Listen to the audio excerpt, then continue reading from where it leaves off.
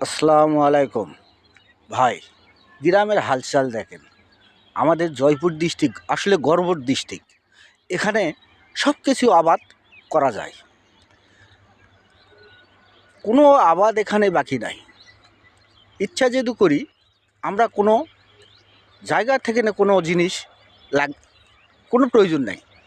এখানে শসা তেলের জন্য, আলু তরকারি খাওয়ার জন্য, দেখেন ভুট্টা, এখানে ভুট্টাও আছে, গম তাও আছে।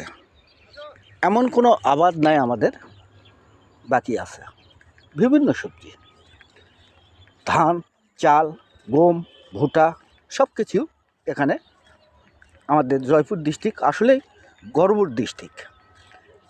দেখেন এখানে একটা বাড়তি ফসল, এই জমিটাতে কুশল লাগাইছে। এই কুশলের ভিতর বাড়তি একটা ফসল আছে, সেটা হলো কালাই শাক। ছুটি কালাই আবাদ করছে, কালাই এটা একটা বাড়তি ফসল। তারপরে এটা কুশলের গাছও হয়ে গেছে, টেক্সাসে। ভাই আসলে সোনার ফসল। আমাদের জয়পুর ডিস্ট্রিক্ট নিয়ে গর্ব করা যায়। কোন আবাদটা নাই, সব আবাদ। দেখ